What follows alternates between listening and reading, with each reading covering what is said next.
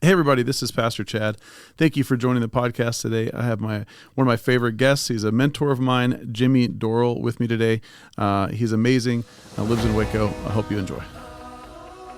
Welcome to FBC Missions So That Podcast. This is an encouraging place to hear how God is working in and around us. We know that He blesses His people so that they can bless the world around them. Join us as we discuss how to join God in all that He is doing. Why is God working in our life, church, and community? It's so that through us, the world will know that He is near. All right, welcome to FBC Missions So That Podcast. Today I have my friend Jimmy Dorrell with us. How are you, Jimmy? Doing great. Great to be here. Hey, it's so great to have you in the podcast studio again. I think we did this a year ago, but it's fun to follow up and get another opportunity to talk to you here. How long have we been friends now, Jimmy? Maybe too long. Seemed like I remember both of us when we had a full head of hair and knew what we were doing. It's really probably been at least 15, maybe 12, 15 years. Yeah, at least. Met you in the Valley when you were doing stuff down there. Yeah, when Beaumont. I think it's when I first met you. Was right. Yes. Mr. Bakke, Dennis Bakke connected us. Yeah. No, Ray was the professor. Right. Dennis was the money behind it. Yeah. Well, who's the other brother then? Which one am I missing? John Perkins? No. The other brother. Because Ray was the one that started. You talking about? Yes, he was the pastor. He was the one that was mentoring me through Bakke Graduate University. Right. Okay, yes. And he was the one that said, "Hey, you need to reach out to this guy in Texas. Yeah. You're going to know him." Yeah. I can't believe it's not Dennis. Dennis was the brother, the businessman. Lowell Bakke. Right. Great family, amazing people. Yeah. And I'm so glad they made that connection. So yeah, that was when I first started pursuing a master's degree. Yeah. That was a long time ago. Yeah. 2010-ish, I think. Yep. That's amazing. Yeah, Ray Bakke shaped my life. He was my main mentor. I did my doctor of ministry up at Eastern. It was the doctor of ministry, renewal of the church for mission. And so we had 11 internationals and 12 nationals, and we traveled the world. We'd study poverty in Ethiopia, and then we'd go to Europe and study postmodernity. And sitting in there, I sat down the first day with a Christian Orthodox monk from Egypt with his full garb on, and the next lady to me was the woman from Addis Ababa whose husband had been mayor of the city. They were in the top % of their income because so the poverty was there, but she had been thrown in prison. He'd been thrown in prison and died there, and so these are my classmates. That alone was an education, and now we're globe hopping and learning about the world. And and Ray knew everybody. He was the Lausanne Conference guy, Billy Graham guy for the city. So it was a great year. So his book, Theology of the City, is an unbelievable resource. I gave it to our pastor last year and said, you needed to read this. Like, if nothing else, it gives you a theme of how to engage, especially if you think about Nehemiah. How do you engage reforming a city that has incredibly complex issues? And man, what an incredible book. If you haven't read that book, I would definitely recommend it. Theology of a City by Ray Bakke. Theology as Big as a City. Theology as Big as a City. Yeah, by Ray Bakke. Phenomenal. Find it on Amazon. Couple bucks. Great resource. Well, that's fun. Ray mentored you. I never got to meet Ray. He had a couple retreats at his house that I was not able to go to, but Lowell has had, I can't even measure the impact that Lowell has had on me through Bakke Graduate University. They moved to Dallas now, so they're a Texas school, which is odd. They were a Seattle school when I went to them. But pretty neat to see how they continue to shape world leaders. And that's what they're doing. It's pretty neat thing. Well, you have had a long and varied history. The Bakke influence, like you just mentioned, just seems to be right in line with a lot of other things that God's done in your life. You taught Perspectives, the lesson 12 about community development this morning for our class, and it's always amazing. Let me just give a real quick overview. I don't want to spend too much time, you and moving into the inner city, low-income portions of Waco and how that impacted you, your world travel before with your wife, just trying to see what was happening, some efforts and work with World Relief, and you have stories of meeting Mother Teresa and many other, John Perkins. You've really had an incredible journey where you've gotten to interact with some of the most what I would call prolific world-class leaders who have engaged in poverty in ways that really very few people get to do. But that's really marked your whole journey. So you tell a story about why you picked your house and how you picked your house in Waco. So why don't you tell the story a little bit, and then we'll move on to some other topics. But it's a crazy story. So having worked among the poor a couple of jobs after seminary, I really realized the world that I felt called to. My wife also felt called to. And so we went to Houston and worked with Ralph Neighbor, who was an incredible man, and working with global issues, particularly cell groups, before cell groups were a thing. But it was on the west side of town, and Jane and I were ready to kind of jump into the global poverty issues. And so we took off and did this round-the-world trip. But when we got back, the major impact of change, we thought, what do you do with this stuff? And so we knew we couldn't act like I feel sorry for those people, but we're going to go live a middle-class lifestyle. So we chose to move incarnationally into a poor neighborhood 47 years ago and bought an old house in a blighted neighborhood. The neighborhood had been middle-class white years before, but has happened all over America as the African-American community, and particularly that was more impoverished in our community, moved across the boundaries into the white neighborhood. White flight happened. People ran to the suburbs. Churches ran with them. Business community went with them. Then all of a sudden, these old houses were emptied and became slumlord houses. And so when we came back from the trip, we looked around and found one of those that was really large. I live in a 4,000 square foot house, but it was a disaster. Across the street from a bar, lady had 40 cats in one bedroom, veterans in the other side of the house. And the house was in bad shape. The neighborhood had drug dealers and prostitutes. And so it was a really mess. And we just stood out in the street and said, yeah, this is it. Now, my father-in-law did not share our excitement. You guys had how many kids at the time? We had 3 then, and then we adopted a 4th child from the neighborhood. But it was not on his radar that we would live out this many years in a blighted neighborhood. But it was right, and incarnational living was perfect for us. And we weren't down there to go fix everybody. We just moved in and decided, let's build some relationships and see where it leads. How much did a $4,000 square foot house cost you back in the day? It's a mighty big number, $12,000. $12,000. I don't know what that is by square foot, but it was just of course, it had rats and roaches in it and everything else, so we had a lot of work to do, and I didn't know how to do most of that, so my wife wasn't real proud of my work skills there. But we just finally got the house in order and made a basketball court outside for the kids in the neighborhood and began to work with the community. And really that sets the stage for so much transformation that's happened in that neighborhood since. Yeah. So one of the things as you walk through your story is you're talking about how the different really town centers had just fallen into incredible disrepair, places that were, there were prostitutes, there's lots of bars, liquor stores, pornography theaters, just all kinds of stuff going on. And now 20 years later, so much of that has really moved completely out of the space that you guys are in. So tell us a little bit about what you'd find in some of those places now. The whole model of Christian community development is bottom up. It's listening to the neighborhood. It's working with the neighborhood, not for them.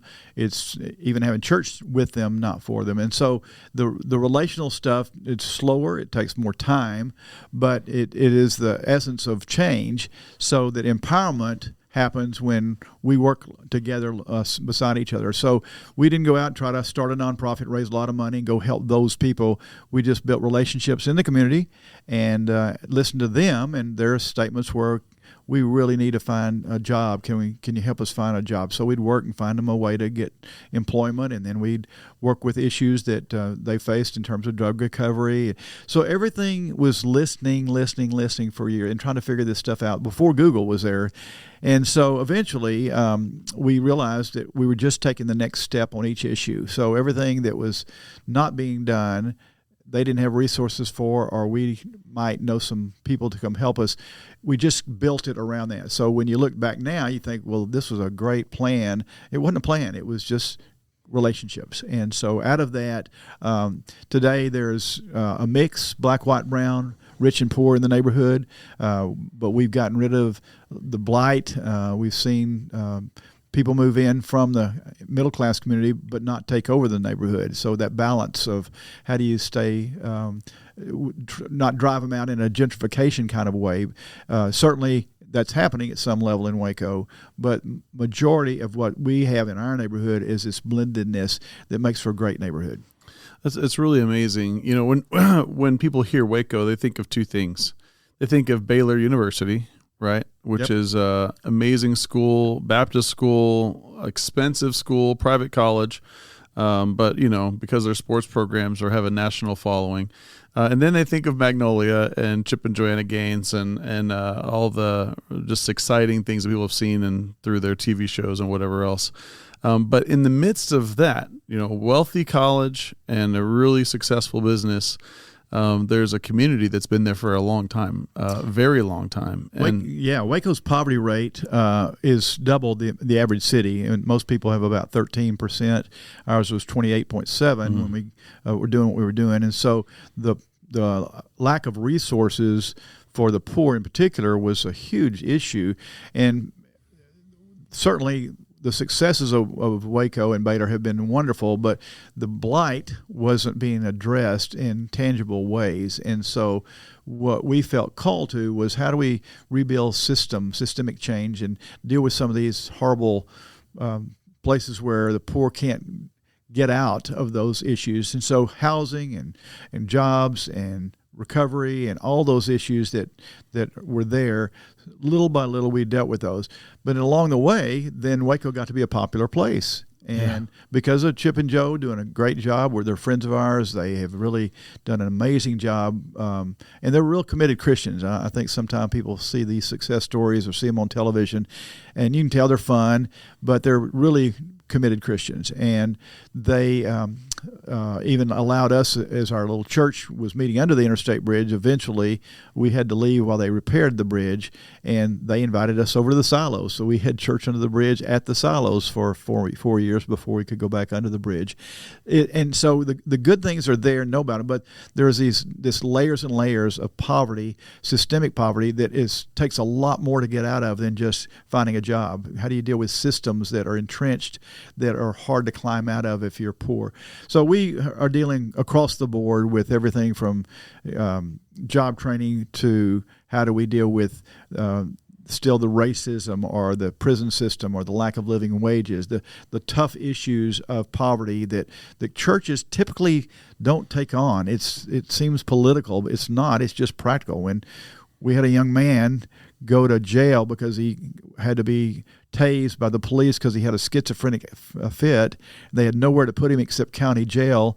This young man stayed 120 days in a jail by himself in his schizophrenia because there was nowhere else. That's a systemic issue. Sure. And churches don't know what to do with that. And For sure. It's tough. And so we get to be a part of things like that. Sure. Well, those needs are in every community like that. I was talking to our sheriff here, and he was talking about the majority of the people that are in the jail for any length of time are mental illness. They just don't have a place for them. And he said, this isn't the right place, but it's the only place we have, and so they're working really hard to develop mental health capacity here in Kendall County specifically for those needs. He said so many of the responses we have when we go to a house and there's major trauma and things are happening, he says it's almost always a mental health issue or a substance abuse issue, but sometimes those goes hand in hand, So. And I want to say, I know this is challenging for churches because certain individuals in churches certainly are involved in some of these big systemic issues, but some of them are hard, but the church is almost like the sleeping giant. We don't know where to do anything, and so we do nothing. But advocacy can be Christian. And I think it's hard for a lot of us to realize the sleeping giant of the church can impact with letters, with politicians, with money. We have much more power than we think, but we don't use it. And so it's hard for churches to get into that issue because they seem a little more like, well, we're just supposed to help people get saved and walk better with Jesus. That's true, but there's more to the story than that. Yeah, we could probably spend some time trying to unpack that, but I definitely agree. Like I think we're very passive when it comes to issues that we don't know what to do about. Yep. So we just kind of say, I'm going to be nice, I'm going to be kind, I'm going to be loving. if I happen to interact directly with one of these things, somebody approaches me and asks me for money, then I'll do my best to faithfully respond. But yeah, how to advocate? I mean, there's whole systems to create the right way to advocate, but most of us are unaware of how those things work, and so that's a good word, Jimmy. Let's move on to some things. There's a couple of things I'd love to chat with you about. You've written some books. One of them is one of my favorite books, and I haven't fully read Commonwealth. I've looked at it, but Trolls and Truth is one of my favorites, and it's Trolls and Truth by Jimmy Dorrell. If you hadn't caught Jimmy's name earlier, you can find it probably on Amazon as well. But it's a great book that just kind of tells some stories from the trolls, right? And so how did you get the word trolls to begin with? Well, through the journey of working among the poor in the neighborhood, we ran into these homeless guys that were under an interstate bridge there near Waco, where we lived, and so we decided to have them over for breakfast. They invited us over the bridge to do a Bible study. That Bible study turned into a church over the years. We've been literally under the bridge for 32 years as a church, and the church now is 225, 250 people based on a given Sunday. But it's not just poor people. It's black and white and brown. It's rich people and poor people and beta professors and mentally ill folks. So it's this crazy, wonderful mix of people that looks like the kingdom of God. And it's just, so going to be there is just right for us. And we literally are under the bridge, and it's cold. It wasn't too many weeks ago. It was 26 degrees on Sunday morning. We prayed earlier that year that God would give us a cooler day, and He waited till December, and He did that. But so we thought maybe we got to pray more specifically. But the reality is relationships happen there, and so as we met under the bridge, we began to realize that there's things that happening in a backward way by traditional church understanding, that truth comes from the broken people too, not just from those of us who've, quote, prospered in the world. And all of a sudden, for example, I had an African-American woman coming toward me one day, and I thought she looked poor. She had clothing that looked poor, and I thought she's going to ask me for money. Well, when she got to the front, she handed me $20 and said, "Here, use this for somebody who needs it more than me." We think giving, there are people that give what little they have. It's that widow's mite mindset. Sure, and I'm a part of things like that. It just surprises me. Things that people do that are kingdom oriented, but they don't have the resources that we have. And I find that my world, is a lot more. We may give a lot of money in terms of amount, but it's still a fraction of what they gave, which was sometimes significant amount of their income for the whole week. And so there's that sense of not only giving, but the working with each other. How do you help somebody who's struggling? And they do that all the time. So they're part of the church. They're real. They're active. Our church is designed in such a way that it's not going to do it for poor people, but with poor people. And so the marginalized, not only just those who are economically poor, but those that have mental health issues, those that come in and out of jail, those that are on the edges of society for whatever reason, they are a part of who the church is, and they have input, and we listen to them. I love it. I love it.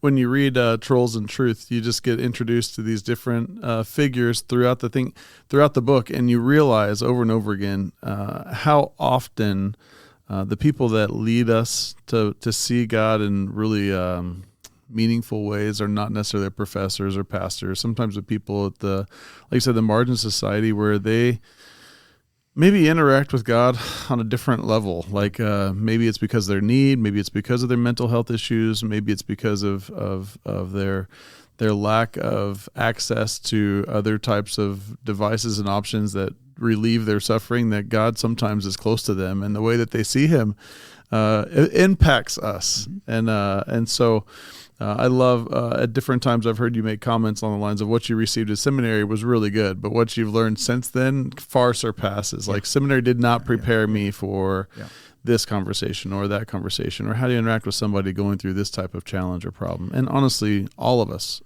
fit that thing. We have a level of understanding that we've gained through our experience, and some of that's our educational experience. But beyond that, we are lacking the tools to interpret some things we see in the world. Yeah, and that's a great statement, Chad, because it is that screen by which we learn. And when you finally break down the idea that the real smart people have extra degrees or extra money, and realize the kingdom is oftentimes about the broken that Jesus dealt with in the street, the leper, the woman that he healed. All these are people that the story is not just about them getting healed. It's about what they learned, and eventually when it comes to walking behind him, they're right there with him.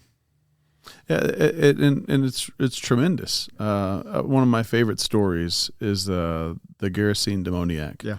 Right? Mark chapter 5, and this guy comes out of the tombs. The story doesn't reference the apostles, the disciples that are with Jesus, but they're there. They're there.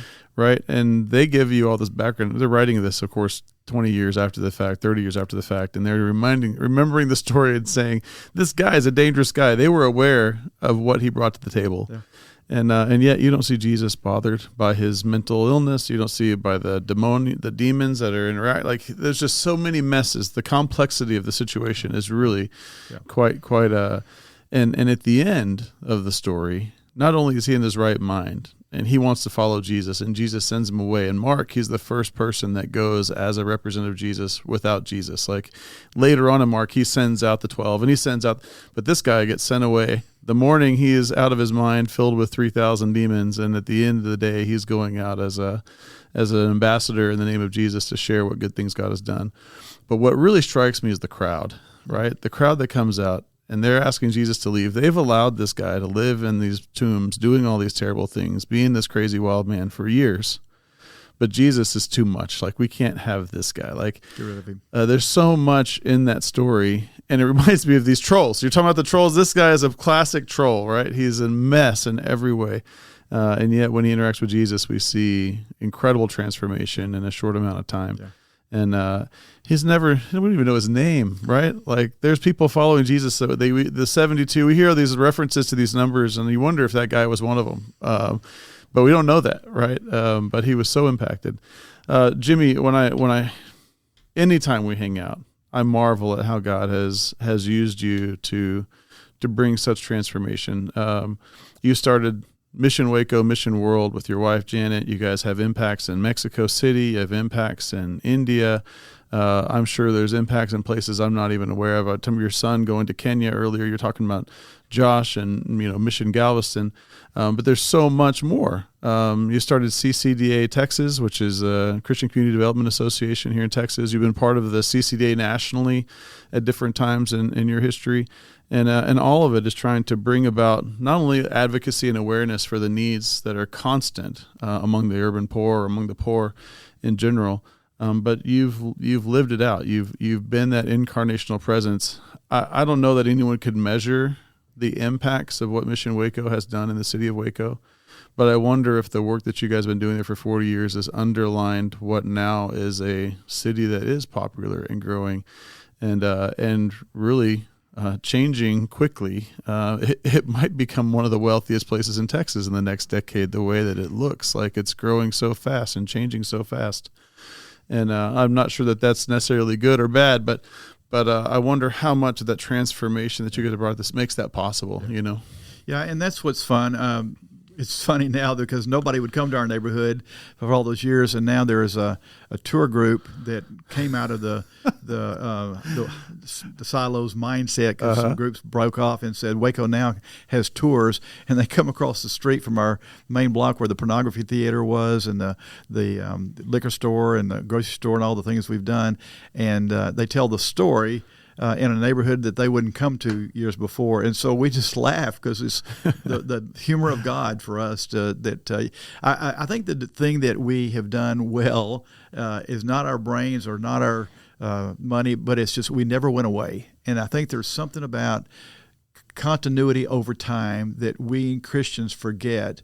I'm a global person. We travel. I mean, it's not like we've settled and don't go anywhere outside of Waco, just the opposite. But there's something about knowing the names of the children as they grow up and become adults, and the families and the intersections of life, that these are my friends. This is our community. This is not our project. They're just neighbors in the truest sense of that word.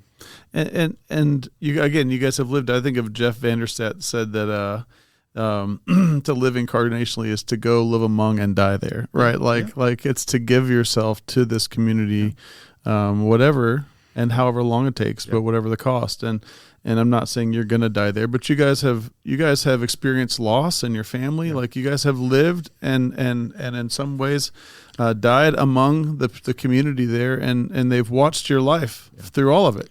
They've also watched you pour out your life for other things, with all of the access you would have to a lot of resources that have come into Waco in the last. You guys live in the same house. You're doing the same things. You're still fundraising to do the things that God's called you to do, and praise God, the impacts continue. And let me tell you, funny long-term goal. I'm 75. Janet is about 7 years younger, and we're still living full lives like we are young, but you start thinking of my friends are dying or getting sick, and you think, okay, how much longer, Lord, will you let me live? So we decided, how do we want to die? So I have done so many funerals at the Pauper Cemetery in Waco of homeless people and people that are marginalized that the county had to take their body, and that was before cremations were very much popular. And so I've done so many funerals over there. And so Janet and I decided we wanted to be buried among our friends. But to do that, we had to go through the county commissioner because we're not poor by those standards. And so they had to have a whole meeting to decide if they'll let us be buried under the tree over there in the Pauper Cemetery. And they said yes. So we went out and laid down under the tree that we're going to be buried in someday. But it's like that's who we are. We just want to be around our friends. Jimmy, that makes me feel a little emotional, so I'm going to move on from that. I love the story. I want to finish. We got five or so minutes to tell us about the housing project. Like, you're a realtor now, so tell us tell us about this process. You used the word gentrification earlier, and I know what that means, but maybe our listeners haven't heard that word. So tell us just a little bit about how Waco has changed and the need for this housing community, and tell us a little bit about it. So as Waco being double the poverty rate, eventually good things start happening. Silos happen, and other communities businesses begin to come in and work around that. And so slowly wealth becomes more normal in Waco than it was.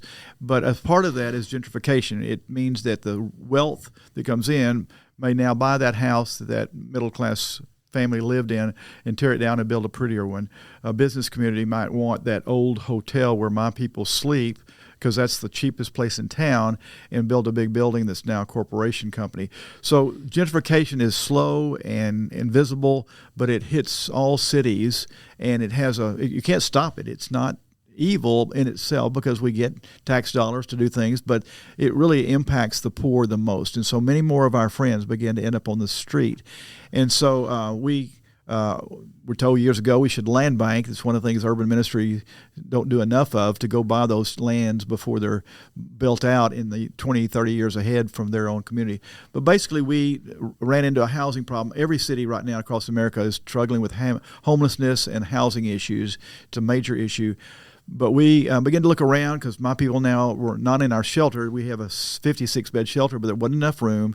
And so we began to look around for models. We went to Austin and saw a model there called Community First Village that Alan Graham had put together. And it's a tiny home village that really, he says, we say, homelessness is not about housing. It's about community and lack of it.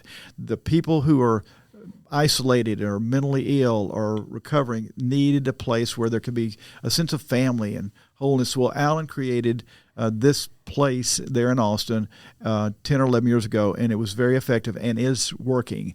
So we decided after looking at that we would do a similar thing in Waco. So we now have Creekside Community Village that we're putting together. We're about halfway through the fundraising, and we'll have 35 homes up by late summer or soon after that. But we'll also have 346 houses that are we're talking about 200, 250 square feet houses that the homeless can live in to the end of their life. It's a lot of these places in Austin, that's where they die. It's just a place to be. But they're in community. They have Christians that live on the edges. They're called missionals, and they interact. So it's a beautiful way of having community and homelessness in a very healing, comfortable way of life. So if people wanted more information, want to learn more about it, is there a website they can go to learn about the about the Creekside Community Village? Yeah, you can actually go to missionwaco.org, but also there is a creeksidevillage.org also that will get you there.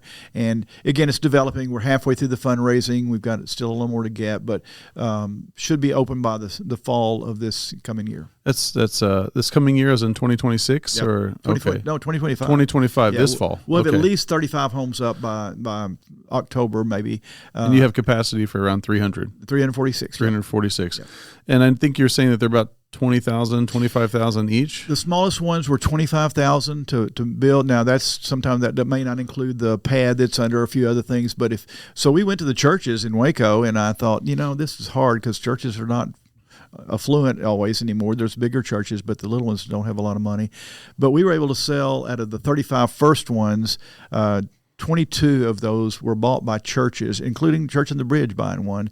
And so we are thankful that there is a sense of, I can say, that the churches are engaged in the poor issues, and especially in housing right now. So we still have big buildings to build. If somebody wants their name on a welcome center or a big kitchen or whatever, sure. There's plenty of ways to invest still.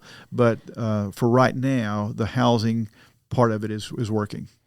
I love it. The concept. I've gotten to visit the one there in Austin. I think it was through the No Need Among You conference a couple of years back, and it was really neat to see the concept. And I've heard great things about what you guys are pursuing there in Waco as well.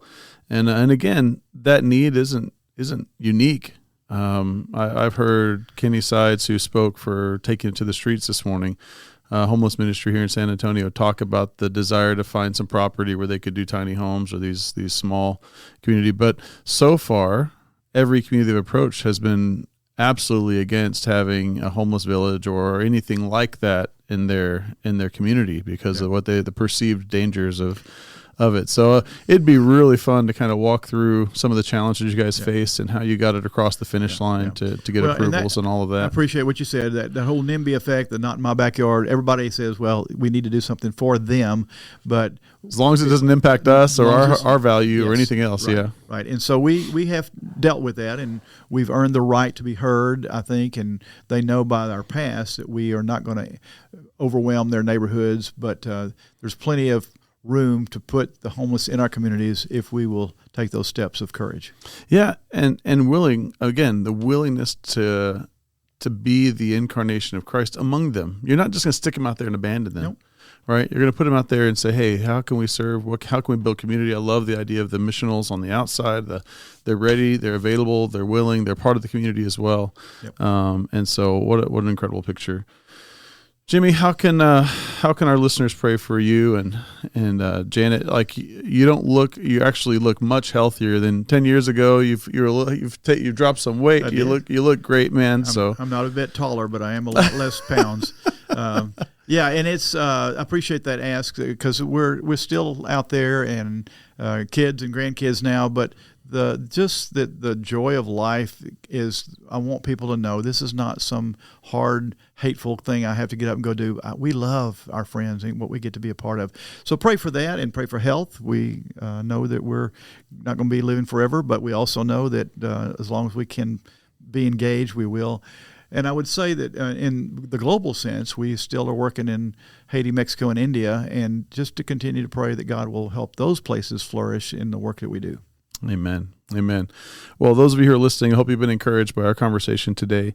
You know why we do the podcast. It's the verse out of Psalm 67 that says, may God bless us, make his face shine on us. But there's a so that. Verse 2 says, so that. Why does God bless us? Why is he gracious to us? Why does he make his face? It's so that the nations will know, and that the salvation of God will be known among all the nations. Like there is a very clear purpose for God's blessing. And those of you who are listening today, if God's blessed you, then make sure you're being a blessing to those around you. Look for those places that no one else sees and see if God hasn't given you the tools and the ability to step into it. We love you guys. Hope you're having a wonderful day. If you have any comments or questions, we'd love to hear them. Reach out to us at the podcast or at the church office. We pray that you have a wonderful day, and God bless. We are so thankful that you joined our podcast today. We would love to hear any feedback you may have for us. Remember, Psalm 67 says, may God be gracious to us and bless us, and make his face shine on us, so that your ways may be known on earth and your salvation among all don't forget why the Lord blesses us. It's so that we can be a blessing to those around us. Until next time.